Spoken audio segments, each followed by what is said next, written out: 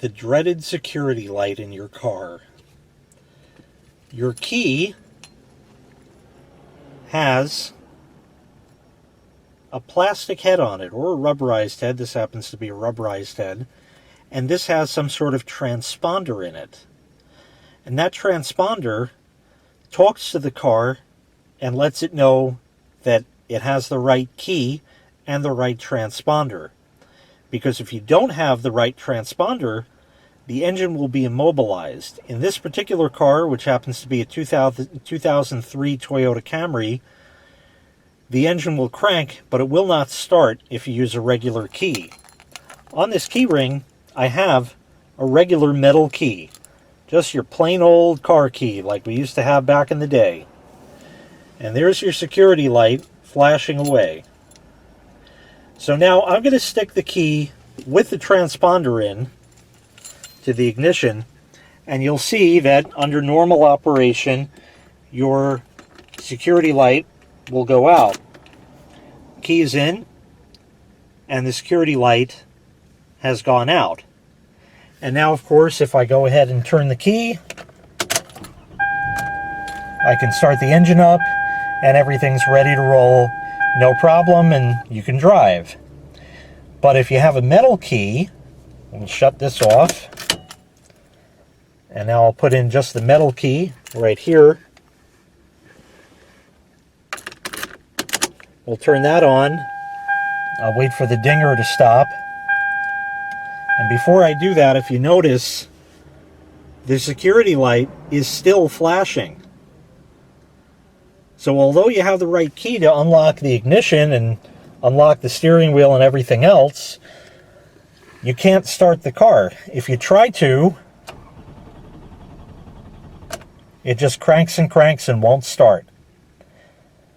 Now what will happen in time is the teeth on this key are going to wear out if you keep the car for a long time. And when that happens, it may not turn in the ignition, and then you're stuck trying to get a new one of these transponder keys made. And the car only allows a certain number of them, I think 4 in total. So what do you do if that happens? Well, the previous owner of this car, like I said, had made a metal key. This metal key will work in any lock on the car. It'll work in the glove box. It'll work in the trunk. It'll work in either of the doors. I can lock and unlock things all day long, but it will not start the car. It goes in the ignition, turns, but it will not start. However, there is a way to cheat the system. I'll put the metal key back in, and what I'm going to do, just to show you, is I'm going to take that key with the transponder off, and it has nothing to do with the little fob here. The little fob is just to lock and unlock the doors. I don't know if it'll do it with it in the car. I have to have it out of the ignition. There, I can lock, unlock, but this has no transponder in it.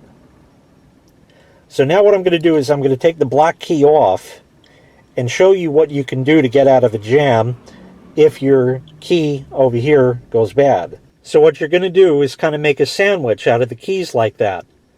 So we'll take that, hold it together, insert that in the ignition with just the metal key, and if you notice, the security light is out. I can now remove the transponder key, leaving just the metal key. And because our security light is out, if we come back here, we can crank it right up, and the engine runs. Simple as that. So all you have to do is fool the system with the transponder. So what you could do, in the event this key wears out, and first of all, don't let the key wear out. When you first get a car, have another one cut, so that way copies can always be made, because your regular ignition key will wear in time. So that's the first thing. And the second thing is, if you had to, instead of spending the money, you can cut this off with a hacksaw or what have you, a Dremel tool, and sort of glue this to a plain metal key, like that. It'll look ugly, but These can cost a couple of $100 to get made.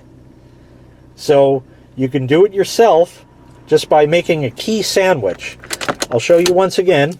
I'll take the metal key out. Our security light is flashing. Over here, I just made a key sandwich. We'll stick that in the ignition, and the security light is out. And I can come, again, I can now remove this key. It only counts when you put the key in. I can now remove that transponder key and start the engine up and drive around just fine.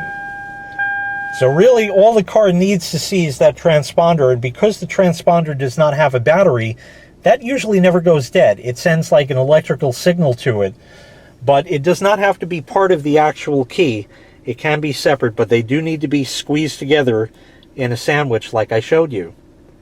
I hope this video helped you out. If it did, please consider clicking the like and subscribe buttons. That lets me know that I did a good job making this video, and I can continue to provide them for you. Have a great day.